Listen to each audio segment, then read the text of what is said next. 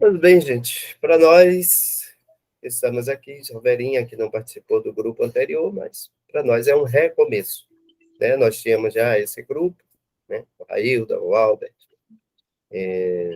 Neuza, não sei se estava, depois saiu, o Léa estava, enfim, e outros que não estão aqui hoje. Então, nós estamos retomando esse trabalho.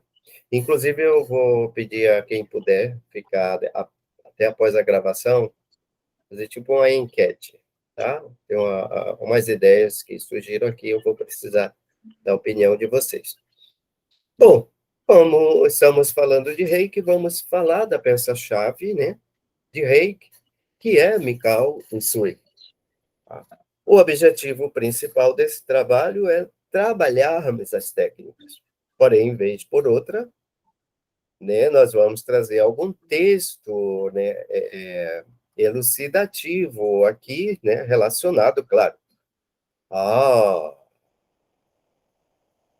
ao método de Mikao Usui, né? O método original de Mikao Usui é onde a gente conhece, ok? Há que se dizer, todos nós sabemos, né? A gente fala assim, no Ocidente, o rei que sofreu uma grande influência da cultura ocidental, houve modificações e tal, tal, tal, tal. Mas não é tão somente no Ocidente, tá, gente? No Oriente também, eu diria, fora do Japão, eu já estou mudando meu discurso, eu diria fora do Japão, porque outros países orientais, né, também têm umas interferências, vamos colocar assim, não seria bem essa a palavra, né? Mas, assim, dá uma interferência, porque eu não achei outra, né? Da cultura. Há algum país na Ásia que não se aplica reiki nos pés, porque eles têm lá, dentro da crença deles, que não se toca os pés de outra pessoa. Você vê como é que é? Então, a gente não pode falar que tão somente no Ocidente, ok? Mas não vamos nos alongar muito nessa questão, vamos trazer a peça-chave, que é Mikao Usui. O texto de hoje foi extraído, na verdade, o que está na tela é a nossa apostila de Reiki, o Shoden, né, o nível 1, da Casa da Energia, que foi, né, construída por mim e por Hannah, né, Hannah Cris. A compilação do texto todo, né, de arrumação da energia, diagramação, tudo isso ficou por conta dela. Né? A minha parte foi, a partir das aulas do Arjava, né, nós ouvimos, eu ia transcrevendo, né, estava em MP3, ia transcrevendo e a gente ia juntando, tá? A Hannah é minha parceira na Casa da Energia, então tudo que é de Reiki é comigo e Hannah. Então, a Casa da Energia é um portal, tá? Hoje não tem um espaço físico, mas é um portal que funciona, né? No Rio de Janeiro, vamos colocar assim, sudeste, fica com a Hannah, né? Norte e nordeste fica com Aquilino e a Miosotis. Às vezes a pessoa pergunta, né? Quem não sabe. Ah, a sua marca é Miosotis, mas o material é da Casa da Energia. Então, eu paro para explicar porque dessa parceria. Então, tudo de reiki nós fazemos juntos, tá? E aí vamos seguindo. Eu quero colocar aqui, deixa eu diminuir para ver se fica melhor, achar um ângulo aqui. Não sei se eu consigo achar um ângulo em que eu mostre o livro que eu vou colocar na descrição. Tá? Não sei se ficou visível aí para vocês, não. Acho que não.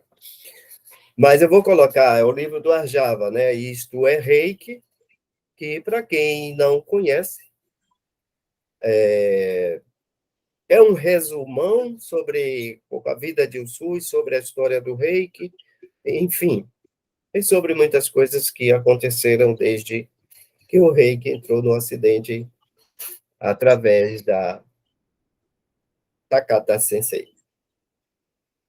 Bom, gente, então vamos falar de Mikao Usui. A história começa com ele, né? Então, Mikao Usui nasceu em Yamagata, na província de Gifu, no Japão, em 15 de agosto de 1865. Faleceu em 9 de março de 1926, em Fukuyama. Vale chamar a atenção aqui, né, que o rei que foi criado por Usui em 1922. Ok? Então, foram só 4 anos aí de trabalho para Mikao Usui deixar tudo prontinho para a gente. E aí, né, vamos deturpar esse trabalho que ele, com tanto amor, deixou. A vida dele foi, né, de buscar algo para deixar para nós, para a humanidade como um todo. Tá? O Sui frequentou a escola primária na escola anexa do templo Zudozi, pertencente ao budismo Terra Pura Gyodoshu, que é do Tendai, o budismo esotérico do Japão. Todos os antepassados de Usui foram enterrados no cemitério do Zendozi e eram adeptos do budismo Gyodoshu. A partir do encontro, do memorial de Mikao Usui e da sepultura dele no cemitério do budismo pertencente ao budismo Gyodoshu, que se sabe que realmente se comprova que Mikao Usui era budista, tá? Da corrente Gyodoshu, ou da escola Gyodoshu. Por quê? Porque no Japão é assim. Todos os familiares são enterrados no mesmo cemitério, e o cemitério pertencente ao caminho que a pessoa trilhou. No caso aqui, o budismo Gyodoshu. Toda a família de Mikao Usui está sepultada neste cemitério. Ao concluir seus estudos, então, voltando aqui para o texto, Usui se mudou para uma cidade vizinha para concluir o ensino secundário. Usui exerceu várias profissões, conforme contou Koyama Sensei, presidente da associação fundada por Usui, a Franca Java Peter. Koyama já partiu desse mundo, tá? Me parece que foi em 2012, por aí. Não lembro bem, 2009, 2012. Então, as profissões que ele exerceu, né? Jornalista, funcionário de prisões, serviços sociais, funcionário público e, por algum tempo, foi missionário shintoísta. Ok? A religião, o shintoísmo, né? Bem forte no Japão. Uau! Deixa eu ver aqui. Oh, me perdoe, gente.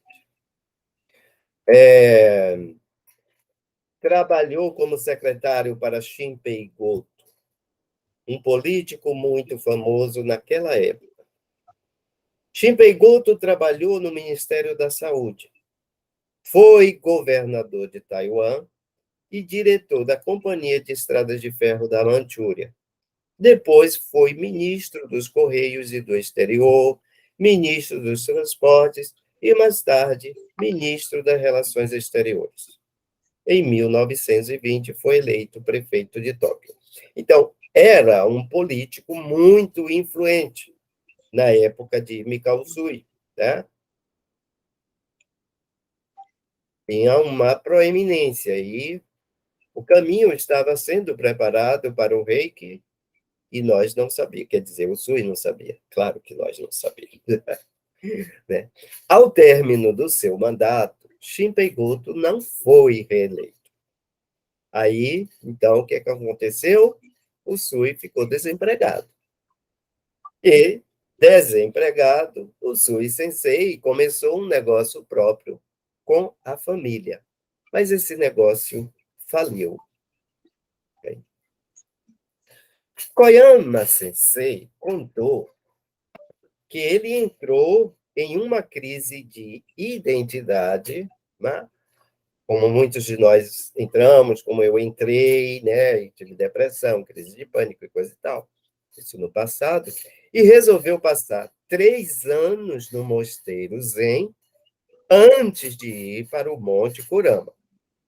Mas não se sabe exatamente em qual mosteiro, mas sim que foi em Kyoto. Ele estava procurando a iluminação, que em japonês é Andi Hyumei, estado permanente de paz, ou iluminação. Então, ele permaneceu neste mosteiro durante 3 anos e não chegou a encontrar a iluminação.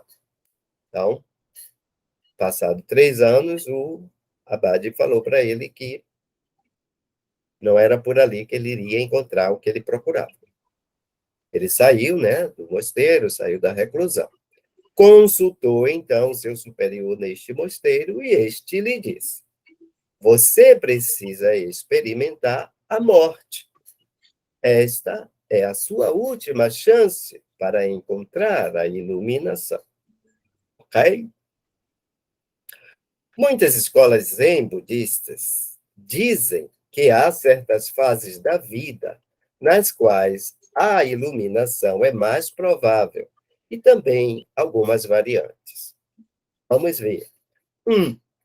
Prática dura dentro do mosteiro, ascetismo, não dormir, jejum, trabalho físico muito pesado, como, por exemplo, limpando o banheiro para quebrar o ego. E se isso for feito de maneira correta, é possível conseguir receber a iluminação. Ora, a iluminação seria aqui nada menos do que a total desidentificação, ou total ou quase total desidentificação com o ego, com o ego distorcido. Não é o ego mortificado, mas a questão é a identificação, o que ainda vivemos muito, né, no nosso dia a dia. Essa hiperidentificação com o ego é que, na verdade, nos conduz, né, aumenta mais o nosso sofrimento. Tá? Esse, inclusive, é um postulado, né, do Gautama Buda, né? Ou seja, que a gente caminhe rumo à iluminação, sair da roda da samsara, da roda da reencarnação. A segunda opção, sofrer um trauma que pode ser mental, físico ou emocional, coisas muito terríveis e que, de repente, faz com que se consiga compreender determinadas coisas, né? Então, através desses traumas,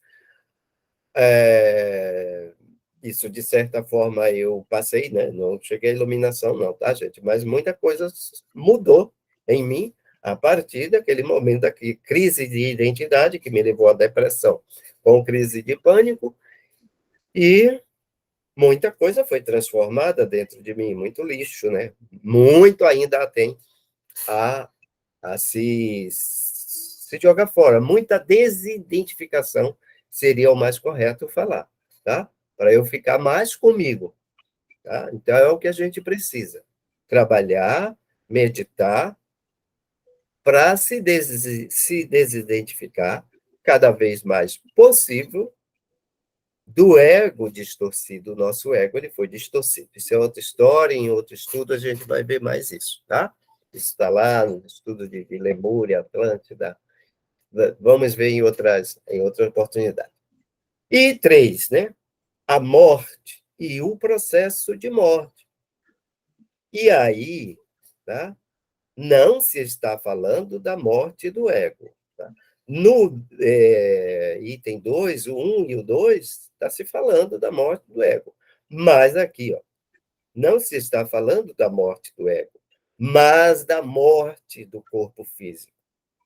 Em muitas escolas tradicionais religiosas, diz que se realmente procuramos essa iluminação e se perdemos as chances durante a vida, provavelmente este é o momento em que iremos alcançá-la. Ou seja, após livre do invólucro carnal, mas também tem a questão de sua bagagem, o quanto se vai ficar no baixo astral, né? Nas regiões umbralinas, para então passar para um nível mais alto, né?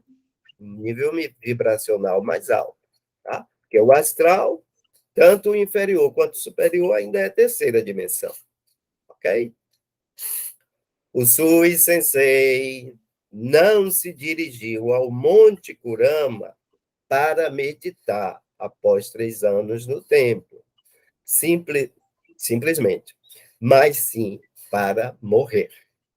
Então, ele estava decidido a morrer, já que tudo que ele tinha passado na vida não tinha trazido a ele a iluminação, e essa iluminação não era um desejo egoísta, muito pelo contrário, o anseio dele era deixar um legado, tá? Como ele acabou conseguindo, né?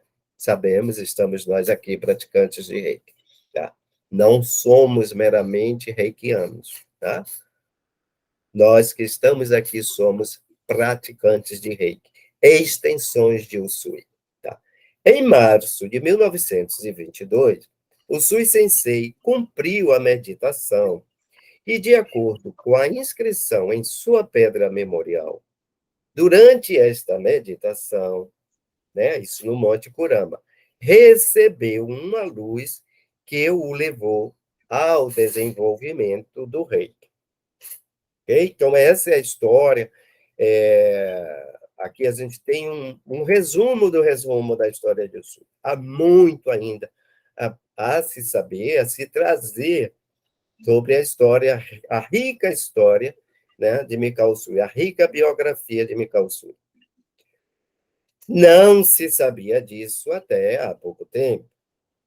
Após ter tido esta experiência, Usui checou com o abade no mosteiro se o que aconteceu com ele tinha mesmo sido uma iluminação. E após a confirmação, recebeu a orientação de sair e ensinar o que de sair e ensinar. E foi o que ele fez. Está provado, né? Que ele fez. O mestre dele lá no mosteiro não diz, olha, faça assim, faça assim. Né?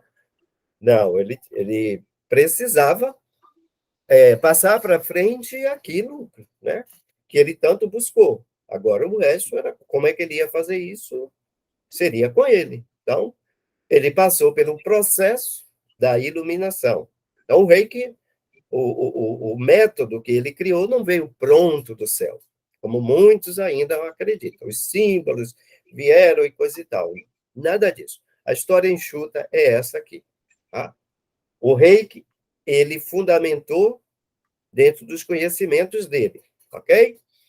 Ele mesmo diz, voltando aqui para o texto, que enquanto estava sentado lá, teve a sensação de que foi atingido por uma luz.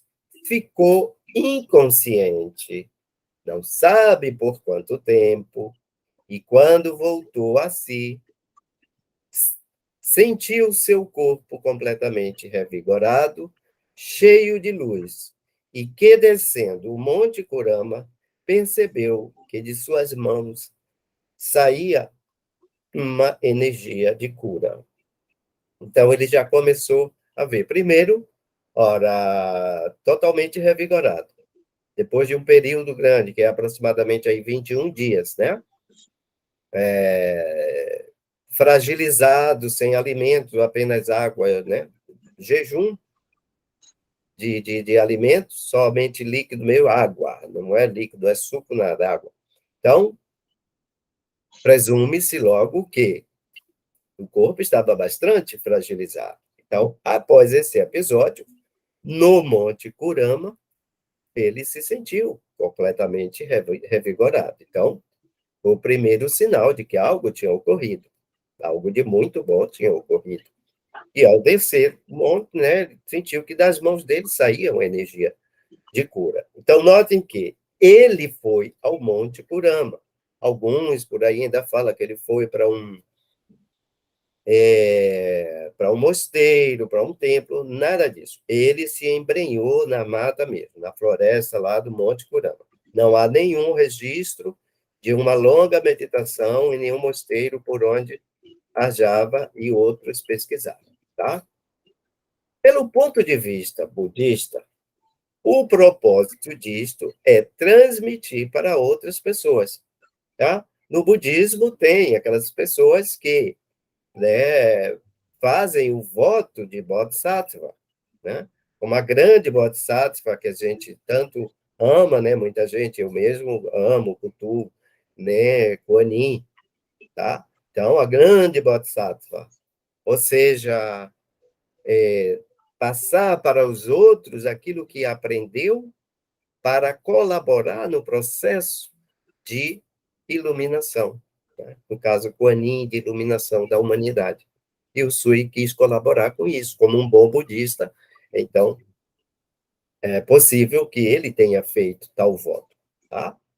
O poder terapêutico do Reiki era um efeito secundário da vivência espiritual. Isso aqui é que nós precisamos entender, que é o ponto-chave desse nosso trabalho do Reiki-Do, né? Reiki-Do, aproveitando, não é um novo método ou sistema de Reiki, tá? Do, aqui, sem o R no fim, né? Não é de dor, de algo incômodo. Do, no Japão, significa caminho, caminhar, significa prática, caminhando, e por aí vai, né? Como Hapkido,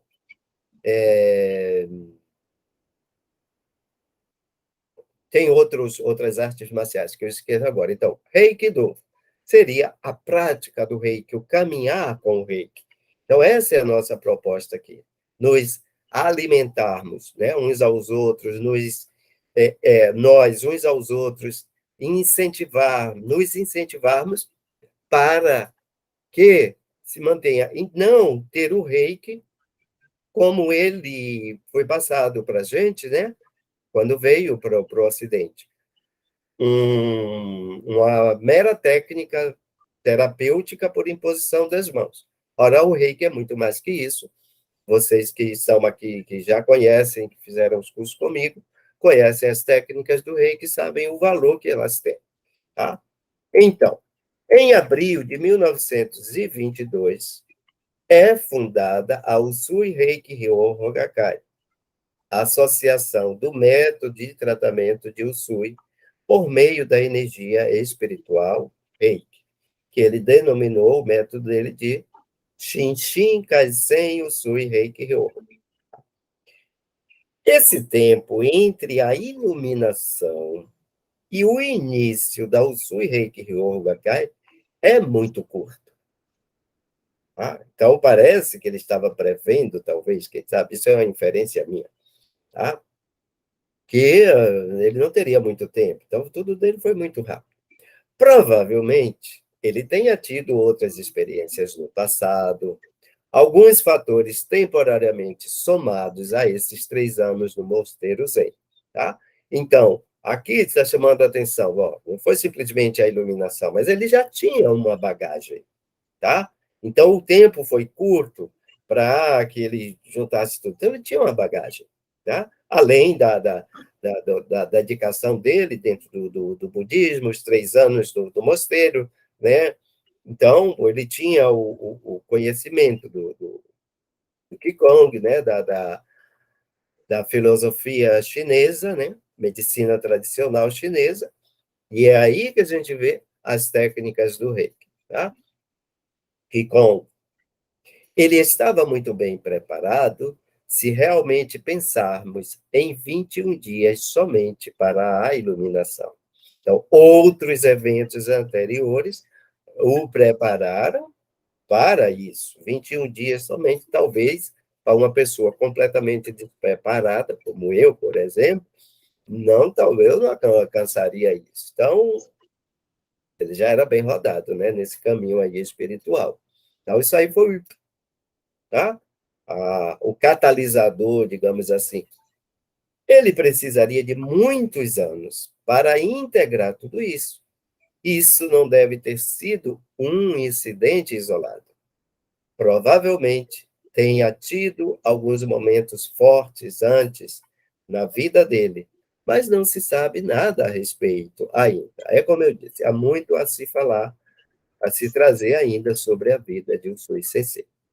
Usui Sensei dizia que seu sistema era totalmente novo e original, e que não aprendeu de ninguém, e que também não praticava nada para chegar a esse resultado. Só se pode repetir o que ele dizia a respeito. De outro lado, sem dúvidas, temos coisas similares em todo o mundo. Tá? Como a gente vê, o que está falando aqui, tá? Dos vários temas, como o que a gente mais conhece, o Jurei, né? E por aí vai. O Jinshin Jitsu, né? Que é também da mesma época, é contemporâneo, coisa e tal. Não sei se vocês conhecem, né? É uma posição de mãos, só que não se coloca as mãos exatamente, e a forma o tempo, né, de aplicação e os pontos são diferentes do reiki. O sistema que aprendemos é o original, o Sui, e é simplesmente muito bonito. Isso nas palavras de Ajava, né? São palavras de Ajava. Ele é bonito e miraculoso, porque podemos ensinar para qualquer pessoa e sempre vai funcionar.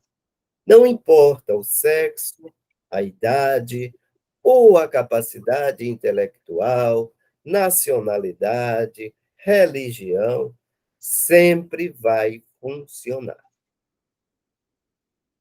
Essa história da iluminação é fantástica em todas as culturas. Não se sabe exatamente a verdade, porque houve várias formas de interpretação. Provavelmente é a que a Usui Reiki Ryoho Hakai diz que ele recebeu esta iluminação na sua terceira visão e ficou inconsciente. Então, a melhor base é mesmo a instituição que ele fundou, né? A Usui Reiki Ryoho Gakkai. É lá que estão os documentos, né? Dessa trajetória dele, onde se tem um pouco sobre a vida dele, tá? Não tudo, mas é a Gakkai. Então, a Gakkai é a referência, ok? Lembremos que a Gakkai ficou muito tempo fechado, durante muito tempo. Ok? Pós-guerra, não vou entrar muito nesse assunto agora. Está no livro, né? Isto é Reiki, como eu disse, vou colocar na descrição. Esse livro é um resumão, a trajetória, né, de Ajava na tentativa da descoberta das raízes do Reiki. Ok? Então, vamos para a prática, né? O Sui colocou em seu método algo que ele chamou de 3 pilares. Gachô, Meisô, né? Ou seja, meditação na postura de Gachô. Rei de Rou, que com as mãos em Gachô, nós elevamos as mãos assim, com os dedos apontando para cima, os polegares próximos à ponta do nariz, tá? Nós podemos tocar levemente, até para ter uma noção da posição correta, e daí nós vamos focar a atenção na testa. Tocar levemente, só para ter a noção, e depois afastar as mãos, ok? E foca-se a atenção no chamado terceiro olho. tá? No chakra frontal, ok? E essa técnica, né? Pratiquem e depois me digam, né? Vocês que estão aqui já estão familiarizados com ela. Ora, ela é utilizada no Reiki, normalmente ao iniciar uma sessão de Reiki, para pedir orientação da energia Reiki. Pode-se também, fora do contexto do Reiki, usar essa técnica para solicitar orientação nas questões cotidianas. Ok? Muito interessante da gente colocar em prática diariamente. A meditação, Gachô, Rei de Rô. E o terceiro pilar, Tilio. Tilio, em japonês, é praticar, tá? Então, é a prática, ou é tratamento, perdão, tá? Tratamento. Tilio, tratamento. Então, pode ser o tratamento em si próprio, tratamento em outros. Como caminhantes do Reiki, né? Participantes de Reikido, fica a dica para que diariamente possamos praticar o Reiki dessa forma. Tirar entre 5 minutinhos pelo menos, fazer a meditação Gachô, o Rei de Rô, tá? E, em outro momento, ou no mesmo momento, fazer seu autotratamento, né?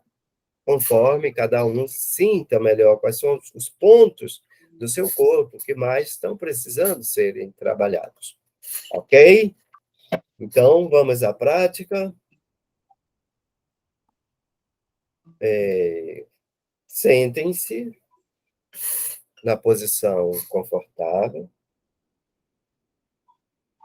Se estiverem sentados numa cadeira, coloquem seus pés no chão, apoiados ou tocando o chão. Observem seu corpo, seu emocional, seu mental. Se percebe alguma tensão aí, está um pouco mais tenso, faça umas 2 ou 3 respirações profundas, né?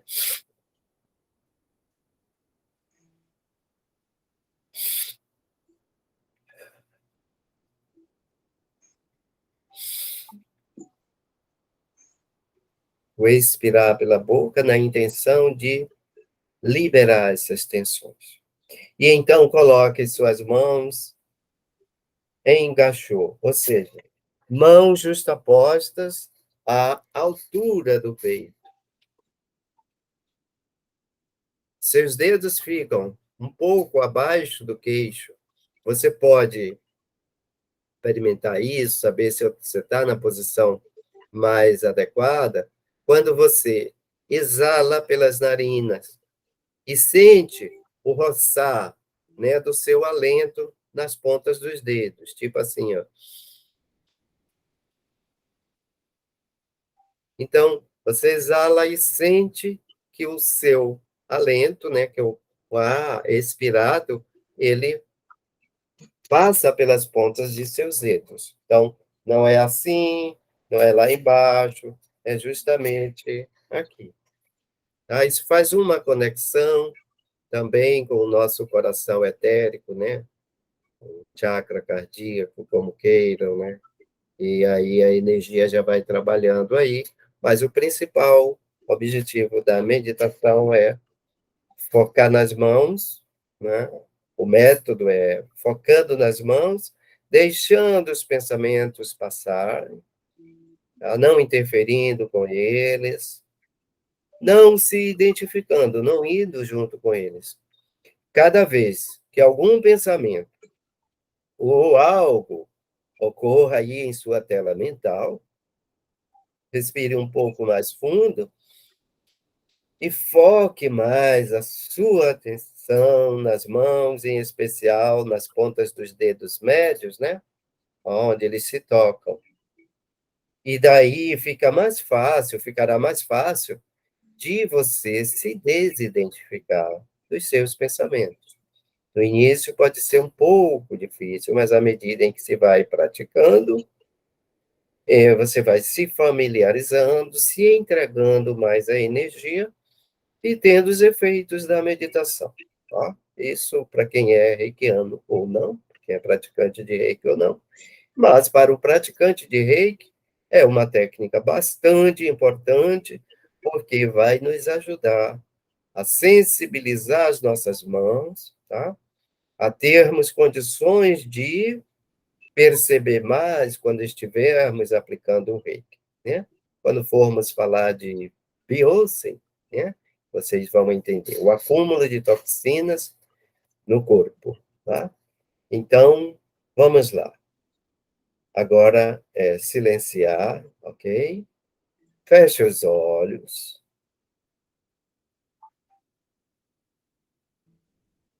Deixe a sua respiração fluir naturalmente. Foque a sua atenção nas mãos. O mais possível nas mãos. 100% nas mãos.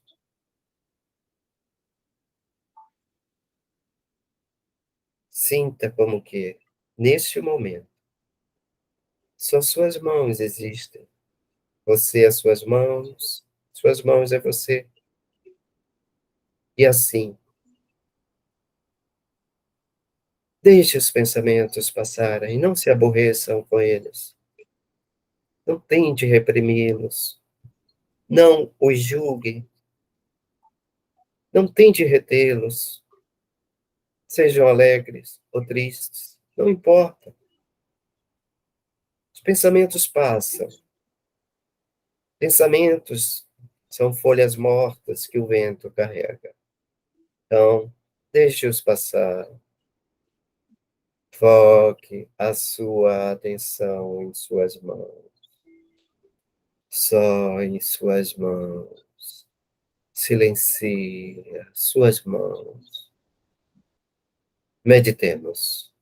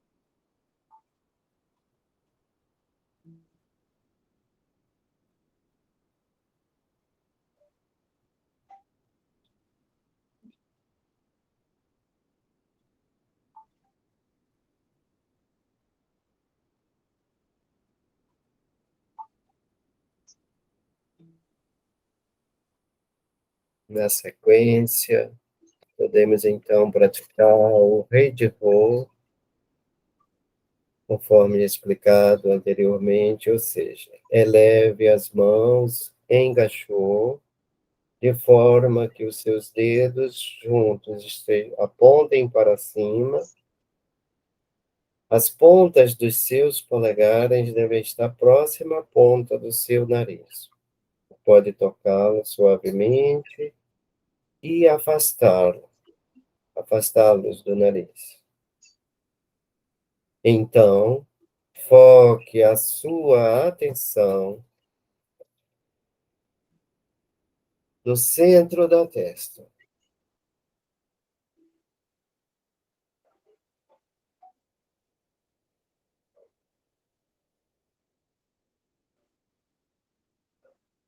Assim como você focou a atenção nas mãos, sua atenção agora deve estar focada no centro da sua testa. Observe, sem expectativa nenhuma, apenas observe. Esteja entregue, aberto. Observe o que está ocorrendo em sua testa, neste centro, a interação da energia das pontas dos seus dedos com essa testa, o efeito que isso traz. Apenas observe, entregue-se, deixe acontecer.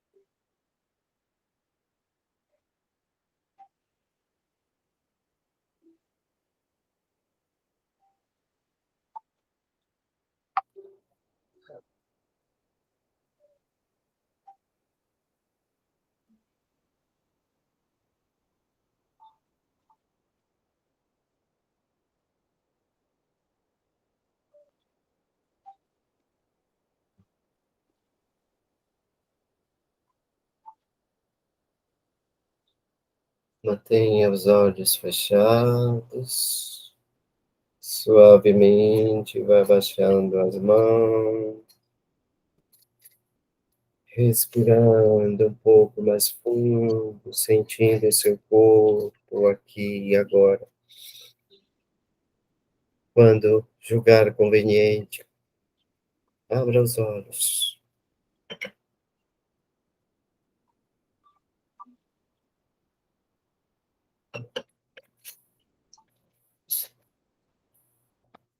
Então, quero deixar claro aqui que são duas técnicas distintas, elas são independentes, podem ser feitas dessa forma que fizemos aqui, ou podem ser feitas em momentos, né? Pode ser feitas separadas em outros momentos. Em um momento você pode fazer a meditação Gachô, em outro momento o Rei de Rô. Só que se o Rei de Rô, ela implica em que você coloque primeiro as mãos em Gachô, à altura do peito, tá? Aí não precisará ficar muito tempo. Apenas sinta o movimento da energia de suas mãos, que certamente, né, alterará. A vibração, o padrão vibratório das mãos, ele vai se alterar. Então, nesse momento, se você quiser, pode colocar uma intenção pedindo orientação, seja para uma questão do cotidiano, ou no caso de uma aplicação de reiki. Então, no momento em que você sentiu que a energia das mãos alterou, você pode colocar a sua intenção e elevar as mãos para o rei de Rou, ok? E se quiser, fica a dica para se ter uma prática diária de você fazer a meditação Gachô, em seguida o rei de Rou, e depois o Tílio, né, o tratamento. Lembrando que cada um ajusta conforme a sua vida. Em Reiki não é dogmático, ok?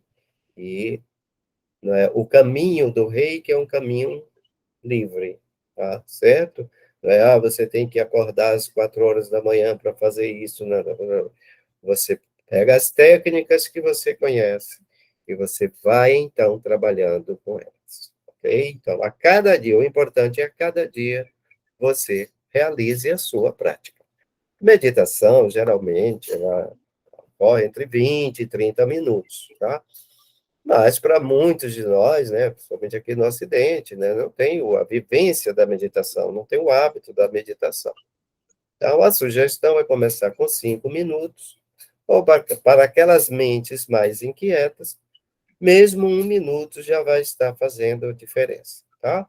E o tempo vai se elastecendo conforme formos praticando, naturalmente, tá? Sem forçar a barra com você mesmo e sem negligenciar, é claro, tá? Não negligencia, mas também não força a barra consigo próprio, ok? Então, essa foi a passamos nossa teoria, falando sobre a história, né? Um pouco da história de Usui, e a prática dos 3 pilares. Ok? Claro que o terceiro pilar fica a critério de cada um em seu momento. Aqui fizemos a meditação Gachô e o rei de Rou. Ok?